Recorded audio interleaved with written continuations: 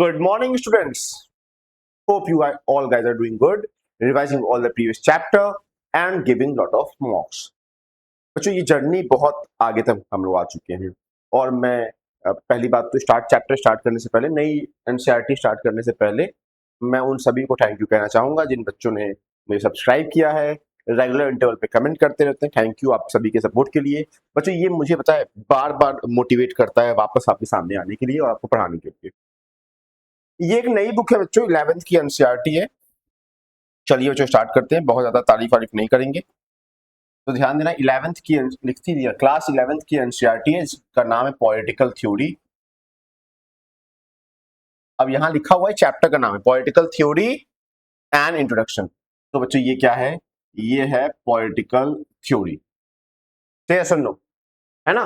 और बच्चों ये बहुत आसान चैप्टर है क्योंकि पहला चैप्टर है, तो यही से हम लोग स्टार्ट करने वाले हैं। बच्चों टेक्निकल ग्लिच आ गया था लग रहा था, इसलिए आवाज शायद मैं चेक कर रहा था। आवाज आ रही है जहां तक है। पॉलिटिकल थ्योरी स्टार्ट कर रहे हैं और जैसा कि जो नेम हमेशा बताता हूँ, name says a lot that is actually true. The moment they are talking about political theory in this chapter, I will explain you all the theories which will help you to understand the evolution of the concept. For example, you know about democracy. We all know about democracy, Abhishek sir. पहले की democracy कैसी थी, past में कैसी थी, present में कैसी है और फ्यूचर में कितने चेंजेस आ सकते हैं, मैं उन सभी के बारे में बात करूंगा। मैं ये भी बताऊंगा जिस फ्रीडम को आप एंजॉय करते हो वो फ्रीडम पास्ट से इवॉल्व होता हुआ आया है और बहुत सारे थिंकर्स ने अपना कंट्रीब्यूशन दिया है इसमें। बच्चों मैं वापस समझा रहा हूं क्योंकि कहा गया है व्हाट इज पॉलिटिकल थ्योरी, तो सिंपली मैं समझाना चाहूंगा, मैं डिफरेंट थ्योरीज को एक्सप्लेन करूंगा और साथ ही साथ अब थ्योरी के साथ एक वर्ड ऐड करूंगा जो कि दोनों कीवर्ड्स हैं। We will try to understand different political theory one and at the same time I will add about different thinkers also. Different thinkers, political scientist के बारे में भी समझेंगे।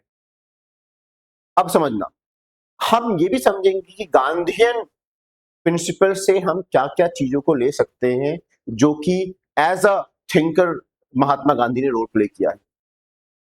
हम लोग कौटिल्य के बारे में जानेंगे, उनकी अर्थशास्त्र में उन्होंने क्या कहा है, कैसे वो हेल्प कर रहा है, ये समझेंगे। एक बहुत अच्छी चीज है बच्चों, मतलब इंडियन थिंकर्स हो गए, फॉरेन भी, कार्ल मार्क्स हो गए, रूसो हो गए, प्लेटो हो गए, इन सभी के बारे में भी समझेंगे। ऑडिबल है ना? हाँ चलो ऑडिबल है।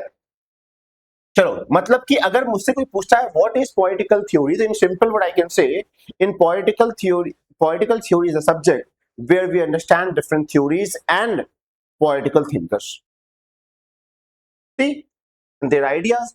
बुक क्या कहती है? वो कहती है political theory explored the ideas और and principle that shape how society are organized and governed. कैसे ऑर्गेनाइज थी, कैसे गवर्न होती है। It help us to understand concepts like freedom, equality, justice and how they apply to our life.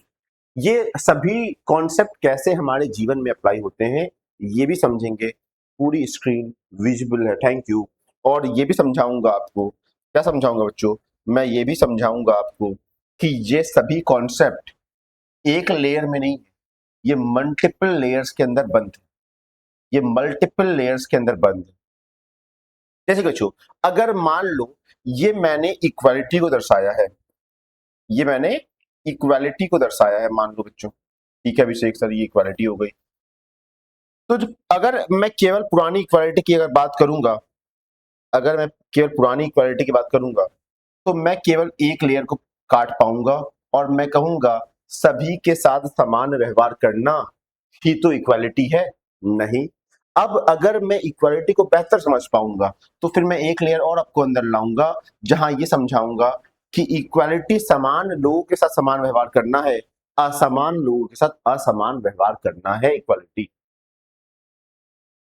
समझना, फिर और समझाऊंगा अगर आपको, तो मैं कहूंगा कि इक्वालिटी के साथ साथ एक इक्विटी का कॉन्सेप्ट भी आता है, कि मतलब ठीक है आप सभी में इक्वल फूड को डिस्ट्रीब्यूट करो, दैट इज इक्वालिटी, लेकिन व्हाट इक्विटी टॉक अबाउट, कि जिसको जितनी भूख है उतना अगर खाना दे रहे हो, that is equity.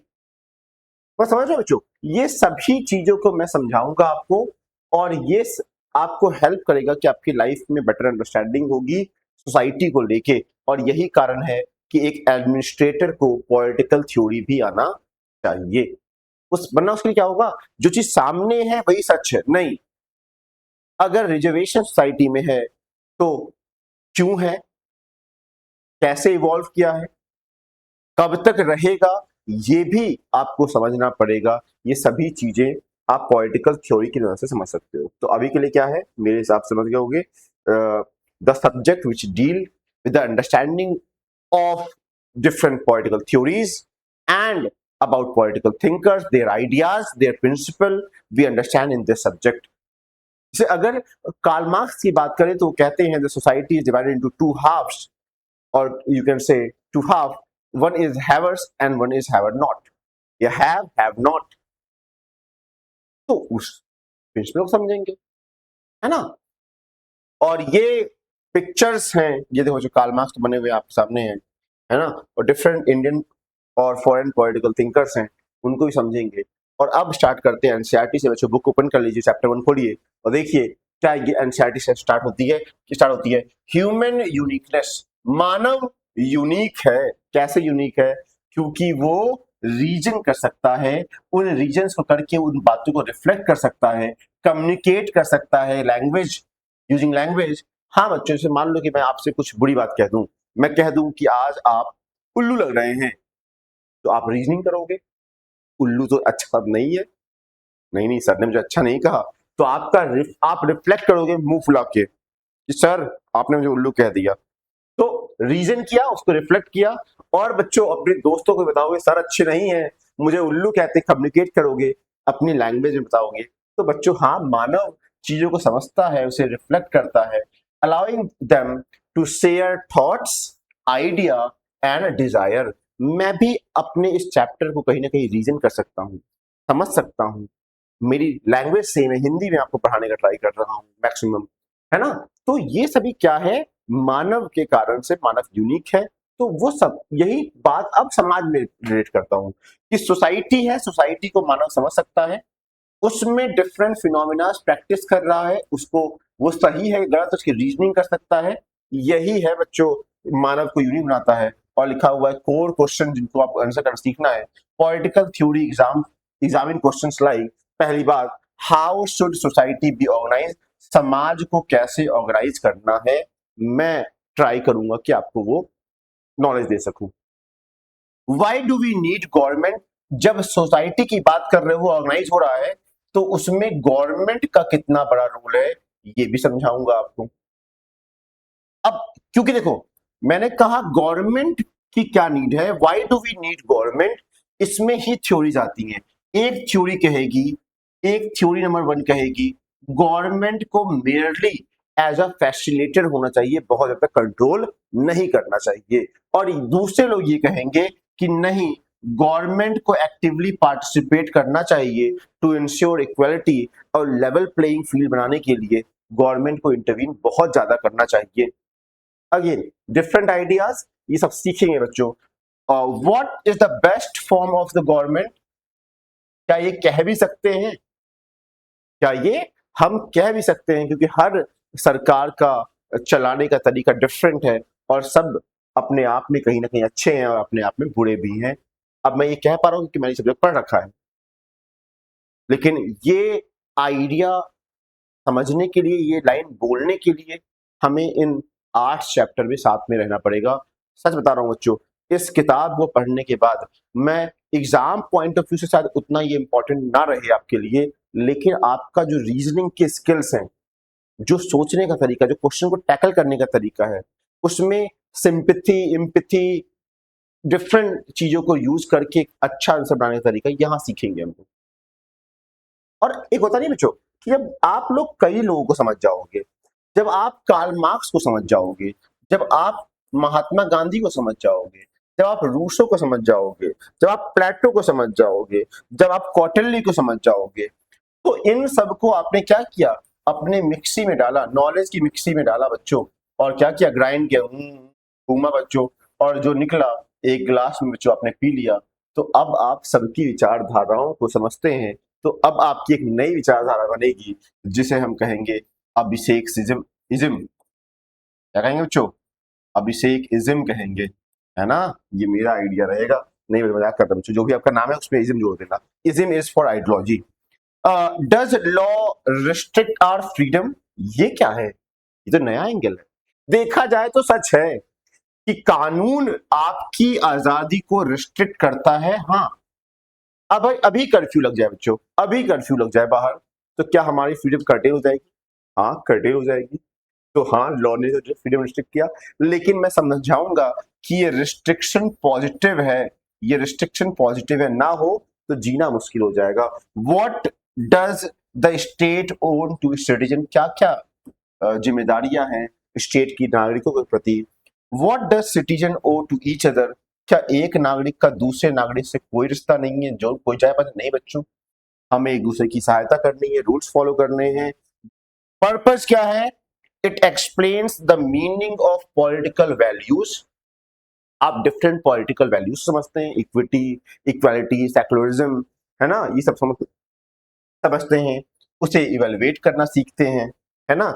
There presence in everyday institutions, schools, offices, etc. क्या जब मैं आपको सेक्युलर आइडिया के बारे में सिखाऊंगा तो क्या केवल मेरे घर पे इस्तेमाल होगा, मेरी किताब में इस्तेमाल होगा बच्चों? नहीं, आप क्लासरूम में रहते हैं, आपका क्लासरूम बच्चे एक छोटा सा इंडिया है, different culture, different gender, different school of thought से लोग आते हैं, और सभी एक छोटा भारत का रिफ्लेक्शन है। तो जो मैं सेकुलर आइडिया को सिखाऊंगा वो आपके क्लासरूम में भी काम आएगा, आपके ऑफिस में भी काम आएगा, समझना। और केवल सेकुलरिज्म नहीं, बहुत सारे आइडियाज जो सीखेंगे हम लोग। ऑफिस ईटीसी और लिखा हुआ है, and suggest the way to make society more democratic. और इन प्रिंसिपल से आप अपने कंट्री को ज्यादा लोकतांत्रिक बना पाएंगे। और मेरे एग्जाम्पल से भी बच्चों बहुत ज्यादा ऐसे एग्जाम्पल नहीं होंगे कि यूएसए की बात करें, नहीं, ये सब्जेक्ट में ऐसे एग्जाम्पल रहेंगे डेली लाइफ से। एग्जाम्पल इन्होंने कहा कि अपने समाज को ज्यादा लोकतांत्रिक बनाएंगे। समझना कि अगर आप मेरे वैल्यूज को समझेंगे, मेरे पॉलिटिकल वैल्यूज को समझेंगे, तो आप कई बार रीजनिंग कर पाएंगे। एग्जाम्पल, एक बूढ़ा इंसान खड़ा है, वो झुक के आ रहा है बच्चों, आ रहा है, टिकट काउंटर के पास आ रहा है, उसी समय सबने लाइन लगा रखी है बच्चों, आप लोगों ने लाइन लगा रखी है, और आपने देखा कि वो अंकल सीधे लाइन के आगे जाके ले रहे हैं, टिकट ले रहे हैं। अब देखो, जो व्यक्ति पॉलिटिकल वैल्यूज को जानता है कि वो अंकल गलत नहीं कर रहे हैं, वो सीनियर सिटीजन्स हैं, है ना? क्योंकि वो अब अनइक्वल है, वो उस कंडीशन में नहीं है जब तक लाइन में खड़े हो सके, तो हाँ, उनके साथ हम अनइक्वल व्यवहार करेंगे और उन्हें हम टिकट लेने देंगे। Hope you understand this. तो मैं अपनी कंट्री को ज्यादा डेमोक्रेटिक बनाऊंगा, इन वैल्यूज को सिखाऊंगा। और पॉलिटिकल थ्योरी तो सीख ही रहे थे कि पॉलिटिकल थ्योरी होता क्या है, समझाया मैंने। एक सब्जेक्ट है जिसमें हम डिफरेंट, अब देखो बच्चों कितनी आसानी से मैंने एक ये फ्लो चार्ट का यूज किया है, जिसमें मैं समझा रहा हूँ पॉलिटिकल थ्योरीज में व्हाट थ्योरीज। आप इक्वालिटी को समझेंगे, यस, आप जस्टिस को समझेंगे, और ये भी समझेंगे कि जस्टिस एक फीलिंग की तरह है, एक फीलिंग की तरह है, इसे डिफाइन करना आसान नहीं है। और कई बार जस्टिस लगता है जस्टिस हुआ है और सामने वाले इंसान का जस्टिस नहीं है, तो डिफरेंट डायमेंशन है इसकी समझेंगे। सेक्युलरिज्म की समझेंगे कि सेक्युलर आइडिया भी कई प्रकार के हो सकते हैं। और डेमोक्रेसी को समझेंगे, डेमोक्रेसी किस तरीके से लोगों को ताकत देती है। फ्रीडम को समझेंगे और समझेंगे फ्रीडम बहुत मुश्किल से मिला है, हर गलती पर इसे कर्टेल नहीं करना चाहिए, है ना? जॉन मिल की एक एस्से है ऑन लिबर्टी, है ना? उसमें उन्होंने साफ साफ लिखा हुआ है हार्म प्रिंसिपल के बारे में। ये भी समझेंगे आने वाले समय में। लेकिन अब बच्चों देखो, अब मैं आपको आसानी से हेल्प कराना चाहता हूं कि एक क्वेश्चन लिखना बच्चों, आप लोग क्वेश्चन लिखो, व्हाट इज, मुश्किल से 4 क्वेश्चन का आंसर करूंगा, चैप्टर खत्म। What is political theory? इस कंडीशन में आप होने चाहिए आंसर करने के लिए, जहां पर आप पॉलिटिकल साइंस के डिफरेंट वैल्यूज को सीखते हैं, आइडियाज को सीखते हैं, डिफरेंट पॉलिटिकल प्रिंसिपल्स को समझते हैं, थिंकर्स के बारे में अध्ययन करते हैं। यही है पॉलिटिकल थ्योरी एज सब्जेक्ट। उसके बाद ह्यूमन बीइंग यूनिक क्यों है, इतना इंपॉर्टेंट नहीं है, तब जो पढ़ा दिया मैंने। अब सेकंड क्वेश्चन है understanding of politics, how we understand politics. See कई बार, अब देखो बच्चों, सर बताना, जब मैं कहता हूं कि पॉलिटिक्स, ये लड़का बहुत पॉलिटिक्स करता है, ये लड़की बहुत पॉलिटिक्स करती है, तो आपके मन में तुरंत एक नेगेटिव विचार आती है। वो नेगेटिव विचार ये है, अच्छा इसका मतलब ये चुगली करती होगी, ये चुगली करता होगा, यही तो है पॉलिटिक्स। जैसे राजनीति बहुत आती है, जैसे कोई खिलाड़ी है, उसका टीम में सिलेक्शन हो गया, उसने कह दिया, कोई कह रहा है भैया उसने पॉलिटिक्स की है तभी सिलेक्शन हुआ है, मतलब कि तुम समझोगे उसने चापलूसी की है या किसी से फोन कॉल करवाया है। तो पॉलिटिक्स ऐसे समझा था कुछ लोगों के लिए, है ना, ध्यान देना, कुछ लोगों के लिए पॉलिटिक्स ऐसा है कि अपनी एम्बिशन फुलफिल करने आए, अपनी बैंक फुलफिल करने आए। लेकिन अभी भी कुछ लोगों के लिए पॉलिटिक्स क्या है, एक वेलफेयर करने का तरीका है, जिसमें समाज को आप सर्व कर सकते हैं। तो लिखा हुआ है पॉलिटिक्स इज ऑफन मिसअंडरस्टूड। मैंने अभी कहा आपसे कि कई बार लोग इसे गलत तरीके से समझते हैं कि गलत चीज है। एज व्हाट बच्चों, that is manipulation, that is manipulation मतलब मैनिपुलेट करना, कि आपको बातों से उलझाना या कुछ का कुछ बताना। तो मैनिपुलेट करते हैं लोग, सेल्फ एम्बिशन के लिए आते हैं। But it is vital, that means important part of the society that involve collective decision making and addressing people's need। और बच्चों तब भी राजनीति पूरे का कहीं ना कहीं डिसीजन मेकिंग, कैसे, राजनीति तो है जहां पर लोकसभा और राज्यसभा में बैठकर आपकी कंट्री के फैसले लिए जा रहे हैं, तो मैं कह सकता हूं हाँ डिसीजन मेकिंग करते हैं, और जहां पर हम लोगों की नीड को एड्रेस करते हैं। एक ये भी सच है, ना नहीं कह सकते हैं, ऊपर वाला पार्ट मिसअंडरस्टूड होता है, लेकिन वो भी कहीं ना कहीं गलत नहीं। तो मेरा आंसर मैंने कहा था कि हम यहाँ पर आइडियाज को पढ़ते हैं। ये एक आइडिया है तो है कि पॉलिटिक्स एक डर्टी गेम है, ये एक आइडिया है। ये भी सही है कि पॉलिटिक्स है तो लोगों की नीड्स को फुलफिल किया जा रहा है, ये भी सही है। तो मैंने दोनों आइडिया, मैंने ओनियन का दोनों लेयर बताने का ट्राई किया आपको। and different views. Some see politics as public services by leader, कुछ ये भी समझते हैं आइडिया नंबर 1 गलत नहीं है। Other view as what बच्चों, receptor, scams, pursuing personal interest, ये भी गलत नहीं है, अपनी भलाई के लिए चलाते हैं। Negative example include politicians making false promises or playing politics to gain advantage. Look at this. अब लोग इसके लिए जानते हैं कि जो राजनेता होते हैं झूठे प्रोमिसेस करते हैं, ये भी एक आइडिया है कहीं ना कहीं राजनीति को लेके। और क्या है बच्चों, और peoples playing politics to gain advantage, कि लोग राजनीति करते हैं अपने आप को फायदा पहुंचाने के लिए। जो मैं मान लो पढ़ा रहा हूं और कोई मेरी झूठी कंप्लेन कर दे, या बच्चों बताने लगे कि वो आपकी बुराई कर रहे थे, तब तो बच्चों आपने गलत मीन्स का इस्तेमाल किया मुझे डिफेम करने के लिए और अपना नाम बनाने के लिए। तो अभिषेक सर ये भी राजनीति है क्या, है ना। तो बच्चों ये भी राजनीति में कहला रहा है। तो व्हाई पॉलिटिक्स मैटर नाउ, तो अंडरस्टैंडिंग कर रहे हो, अगर इंपॉर्टेंट नहीं होता, इतना मैटर ना कर रहा होता तो पढ़ाते ही क्यों अभिषेक सर। तो लिखा है no society can function without political organization, क्यों, it help balance the diverse need and interest through institutions like government. साफ साफ लिखा हुआ क्यों मैटर करता है, क्योंकि कोई भी समाज, अब बच्चों आपको लगेगा कि नहीं पुराने टाइम में ऐसा था, हड़प्पा में ऐसा था, नहीं बच्चों, हम नहीं जानते हैं कि किस प्रकार का एडमिनिस्ट्रेटिव यूनिट था वहां पर, तो ये अटर करना थोड़ा मुश्किल हो जाएगा बच्चों।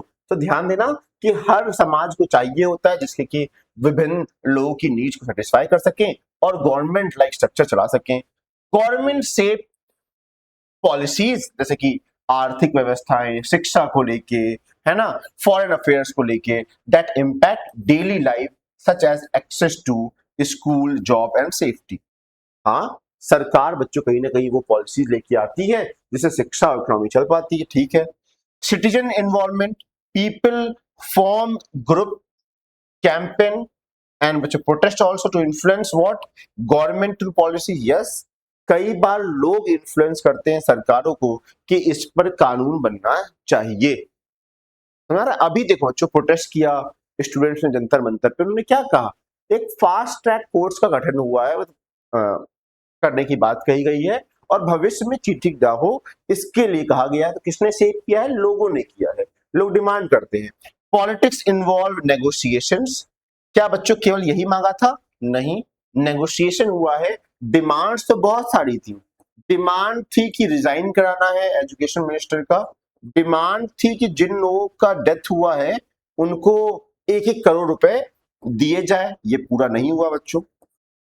तो जो भी बातचीत होती है वो negotiations, collective actions to resolve common problem and create better society, बेहतर समाज बनाने का प्रयास है ये, इसके द्वारा, पॉलिटिकल थ्योरी के द्वारा, पॉलिटिकल थ्योरी। अब आते हैं तीसरे सवाल पर। तीसरा सवाल आपका क्या है अभिषेक sir? Why do we need और व्हाई डू वी स्टडी, नहीं, what do we study in politics, क्या पढ़ते हैं आप? अभी तो बताया क्या पढ़ते हो। Political theory studies the idea, values that guide constitution, government and social life, drawing from thinkers, thinkers like Aristotle, Rousseau, Karl Marx, Gandhi ji, Ambedkar ji. ये सभी पॉलिटिकल थिंकर को हम समझते हैं और कहीं ना कहीं इनकी सोच हमारी सरकारों को काम करने में हेल्प करती है और हमें भी कहीं ना कहीं समझने में हेल्प करती है। समझना, अगर ये बातें समझ में आती हैं तो समझना कि मैं आपको डेमोक्रेसी समझाऊंगा, है ना, फ्रीडम समझाऊंगा, इक्वालिटी, जस्टिस, सेकुलरिज्म, और ये चैप्टर के नाम भी हैं, rule of law, judicial review क्या होता है, ये सभी चीजें समझाऊंगा, कैसे इवॉल्व किए ये पढ़ना है। क्वेश्चन कितना आसान है। क्या पढ़ते हैं आप पॉलिटिकल थ्योरी में? मैं डिफरेंट आइडियाज, थिंकर्स को कहीं ना कहीं एनालाइज करता हूं, उसके विचारों को एक्सट्रैक्ट करता हूं जो कि सोसाइटी को बेहतर बनाने में हेल्प करता है। ये क्वेश्चन भी हो गया हमारा। अब हिस्टोरिकल रूट समझते कुछ नया है क्या? नहीं, तो लिखा हुआ है एंशियंट थिंकर्स लाइक प्लेटो डिबेट, ये डिबेटेड मोनार्की वर्सेस डेमोक्रेसी। अब देखो देखना बच्चों, अगर जिन लोगों ने इस डिबेट को देख लिया कि क्या है मोनार्की वर्सेस डेमोक्रेसी, वो समझेंगे कि इसके भी कुछ पॉजिटिव पॉइंट हैं, इसके भी कुछ पॉजिटिव पॉइंट हैं, इसके भी कुछ नेगेटिव पॉइंट हैं, इसके भी कुछ नेगेटिव पॉइंट हैं। तो क्या आपकी बेहतर अंडरस्टैंडिंग होगी। तो हम क्या पढ़ते हैं? हम डिफरेंट आइडियाज को पढ़ते हैं, उन्हें कई बार कंपेयर भी करते हैं पॉलिटिकल थ्योरी। तो ध्यान देना, पहली बात तो मैंने आपको समझा दिया, डिफरेंट आइडियाज को पढ़ते हैं तो नंबर 1 लिख दो आइडिया, और फिर लिखना बच्चों कि डिफरेंट वैल्यूज को पढ़ते हैं और डिफरेंट कॉन्सेप्ट्स को पढ़ते हैं। नंबर 3, 3 चीजें मैं यही बता दिया मैंने। और थिंकर तो लिखा ही नहीं मैंने, तो थिंकर्स को भी पढ़ते हैं। नंबर 4 थिंकर्स, ये वैल्यूज यहाँ पर कॉन्सेप्ट लिखे हुए हैं, थिंकर्स 4 हो गया। अब मैं बताता हूं कि कई बार हम डिबेट करते हैं और कहीं ना कहीं डिफरेंट आइडियाज को बेहतर समझते हैं। Modern thinker like Rousseau emphasise freedom, Marx focus on equality, Ambedkar advocate for minority. अब देखना, अगर क्या ये थॉट नहीं होते, थॉट्स नहीं होते, अगर ये थिंकर्स नहीं होते, तो क्या आपको लगता है कि माइनॉरिटी को जिस तरीके से भारत अभी लेता है वैसे ही समझता? नहीं। क्या कार्ल मार्क्स को अगर कोई ना जानता तो क्या वो इक्वालिटी को समझ पाता बेहतर तरीके से? शायद नहीं बच्चों, है ना। वो उन्होंने इतना काम किया है तो उसके आगे से हमने स्टार्ट किया है। रूसो बताते हैं फ्रीडम को लेके कि फ्रीडम बहुत मुश्किल से मिला है, हमें इसकी रिस्पेक्ट करनी चाहिए। तो these idea reflect in what the constitution preamble, fundamental rights, directive principle में रिफ्लेक्ट किए गए हैं। हमने जाना इनको तो यहाँ रिफ्लेक्ट किया गया है। क्या अभी भी ये सब्जेक्ट रिलेवेंट है? अब तो मिल गया ना फ्रीडम, आपको इक्वालिटी मिल गई ना, तो चुप हो जाओ। नहीं, ये अभी भी वैल्यूएबल इसलिए है क्योंकि ये इवॉल्विंग नेचर का है। आज ऐसा है, भविष्य में और बेहतर होगा। एग्जाम्पल क्या है इसका? पास्ट में महिलाओं को उतना सम्मान नहीं मिला, है ना? तो क्या ये आइडिया जो इक्वालिटी का पुराना जो था वही चलता रहता तो कि सम्मान मिलता? नहीं मिलता। तो हमने इसे पढ़ते रहे, इसीलिए आज भी रिलेवेंट है। तो लिखा हुआ है, even in free society issues of equality freedom persist. जैसे कास्ट डिस्क्रिमिनेशन, इकोनॉमिक इनइक्वालिटी रहती है, तो न्यू चैलेंजेस भी आते हैं, लाइक इंटरनेट प्राइवेसीज पहले नहीं थी बच्चों, नया चैलेंज आ गया। और global activism raise questions about the how much freedom should be regulated. ठीक बच्चों, अब क्या है, कई बार सरकारें फालतू का भी आपकी राइट्स को रिस्ट्रिक्ट करने लगती। तो बच्चों, अगर रीजनेबल रिस्ट्रिक्शन है तो एक्सेप्ट करना है, रीजनेबल रिस्ट्रिक्शन नहीं है तो एक्सेप्ट नहीं करना है, ये भी समझना। हम ये भी समझेंगे कितना मेरे अधिकारों पे सरकार अंकुश लगा सकती है, ये भी सरकार को पता होना चाहिए और ये मुझे पता होना चाहिए। तो लिखना है, political theory helps to what reinterpret rights. Right to life include livelihood to address modern problems. समझना, पुराने समय में आर्टिकल 21 केवल कहता था राइट टू लाइफ, और चुप हो जाता था बच्चों, right to life, right to life. Okay, हमने देखो अब इवोल्यूशन देखो, आज के समय में राइट टू लाइफ इतना बड़ा हो गया है। कैसे? सेम आर्टिकल है 21, नाम भी चेंज हो गया है, right to life and personal liberty के नाम से आ जाता है। अब इसके अंदर आपको सोने का भी अधिकार है बच्चों। कितने कितना इंपॉर्टेंट होता है बच्चों। घर पे जाओ, मम्मी से कहो, मम्मी सोना दो, मेरा फंडामेंटल राइट है, कोर्ट रूम भी नहीं छीन सकता है। सोने का अधिकार है बच्चों। आपको रोजगार मिले, आपको फ्री एड मिले बच्चों, है ना? फ्री एड मिले, दैट मीन सहायता मिले बच्चों, लीगल सहायता मिले, ये भी है बच्चों। साफ वातावरण मिले, इन्वायरमेंट साफ मिले, है ना? साथ में पानी साफ मिले, ये सभी चीजें इसमें ऐड की गई। धीरे धीरे बहुत सारी चीजें इसके अंदर है, तो ये इवॉल्व कर रहा है। पुराने टाइम में ऐसा नहीं था। तो टॉपिक क्या था कि हमें क्या पढ़ना है पॉलिटिकल थ्योरी में? हमें डिफरेंट थिंकर्स के बारे में पढ़ना है, हमें डिफरेंट पॉलिटिकल वैल्यूज को पढ़ना है, आइडियाज पढ़ना है, इन आइडियाज को कंपेयर करना सीखना है, और ये भी सीखना है कि कैसे ये कॉन्सेप्ट इवॉल्व करेंगे और अभी भी कैसे रिलेवेंट है। देखो, अब आते हैं बच्चों एनालाइजिंग और applying political theory. Applying political theory, political theory help us to understand what apply the concept like equality in real life situation by examining their meaning। अब जैसे कि अब इसको लाइफ में अप्लाई कैसे करना है, अभी शेख सर ने सिखा दिया, समान लोगों से समान व्यवहार करना है, equal should be treated equally.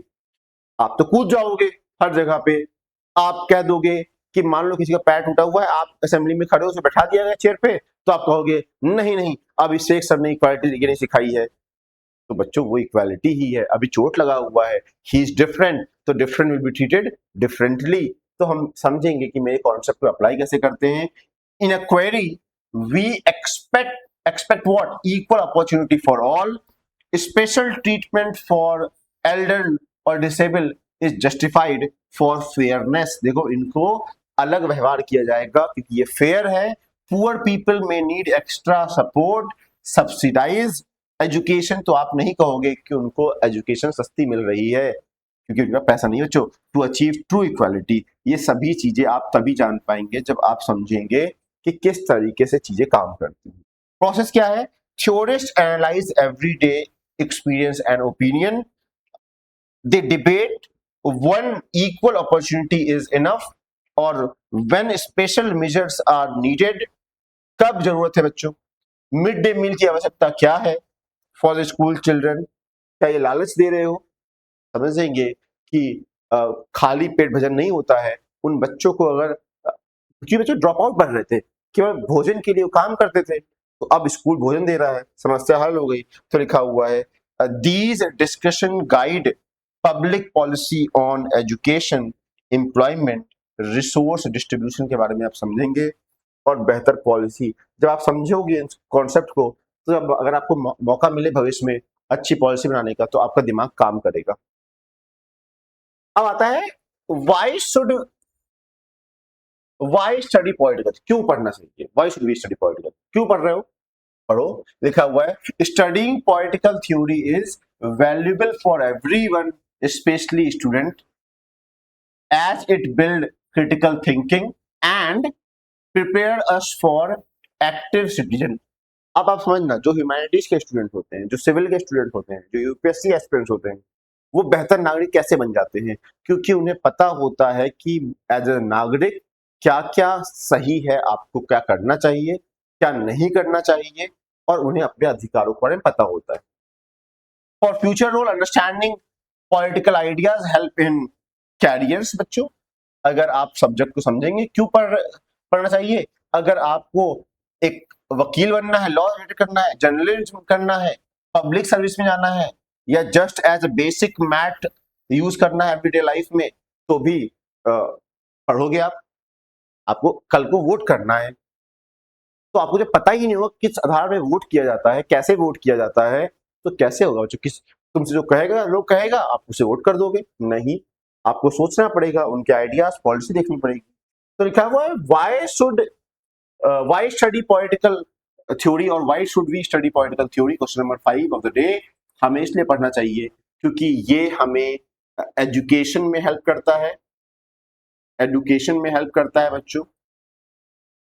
उसके बाद हमें नॉलेज मिलती है बच्चों इसकी, ठीक है, ये भी समझते हैं हम कल को कानून पढ़ सकते हैं इसकी मदद से, और जितना लिखा हुआ है वो सभी भी ऐड कर देना, मतलब कैरियर ऑप्शन भी देता है, अच्छा नागरिक भी बनाता है। तो लिखा हुआ है एज नागरिक हमें पढ़ना चाहिए सब्जेक्ट को, जो कि voting and participating society required knowledge and political ideas of institution. बिना समझे राजनीति को आप अच्छे नागरिक कैसे बनोगे? Inform citizen can use platform like social media, gram sabha to discuss issues rationally and influence policy.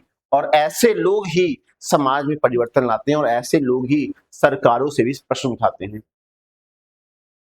और बच्ची तो बहुत बड़ी बात हो गई नागरिक के रूप में, डेली लाइफ में भी आपके लिए काम आ सकता है। कैसे काम आ सकता है? Political theory help us to recognise, address discrimination.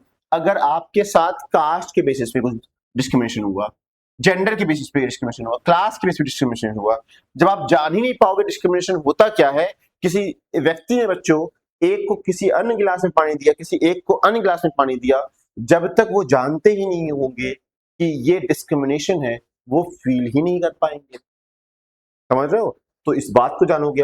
अच्छा, जिसके साथ गलत होगा वो तो जानेगा, तो अलग बात है। एट द सेम टाइम आपको गलत नहीं करना है, आप ये भी जानोगे। फॉर एग्जाम्पल मैं समझाऊं आपको कि आपको पता होगा कि अगर आप किसी को टीज करते हैं तो उसका इंपैक्ट बहुत बुरा हो सकता है, तो आप क्यों करोगे टीज? ऐसा तो लिखा हुआ है it encourage us to examine और biased feeling of about fairness. हमें एनकरेज करता है बच्चों एग्जामिन करने के लिए कि फेयरनेस है भी कि नहीं है। डिबेट कर सकते हो, स्किल्स डेवलप होगी। It sharpen our ability to what बच्चों argue logically and defend opinion with reasons. अपने आइडियाज को आप किसी तर्क के माध्यम से डिफेंड कर पाओगे इस सब्जेक्ट के कारण से। और मैं बार बार कहता हूं बच्चों, क्लास 11th खत्म होगी और आप देखना क्लास 11th ह्यूमैनिटीज आपके लिए खत्म होगा, आप अपने आप में चेंज को महसूस कर पाएंगे। ये मेरा आपसे वादा है, और सबसे ज्यादा हेल्प करेगा ये सब्जेक्ट। तो लिखा हुआ है these skills are essential today information driven world for effective communication and collaboration. ये सहायता करेगा, इन्फॉर्म्ड रहेंगे आप तो इफेक्टिव तरीके से आप काम कर पाएंगे। और बच्चों, इन्हीं शब्दों के साथ मेरा चैप्टर खत्म हो जाता है। आपसे फिर मिलेंगे, चैप्टर 2 फ्रीडम है पॉलिटिकल थ्योरी का। अब इससे रिलेटेड क्वेश्चन सॉल्व करने के लिए आप जानते होंगे, क्योंकि आप मेरे पुराने स्टूडेंट्स हैं। अगर आपको नहीं याद है तो मैं आपको बताता हूं। तो आप जाएंगे और टाइप करेंगे टेलीग्राम पे अभिषेक, और ब्रैकेट में लिखेंगे सेवी, और आपको अभिषेक सर के चैनल पे एंट्री मिल जाएगी। वहां पे पीवाईक्यूज वगैरह है ना, क्वेश्चन आंसर एमसीक्यू सब वहां पड़ा हुआ है, यूज करिएगा। Thank you, in other class.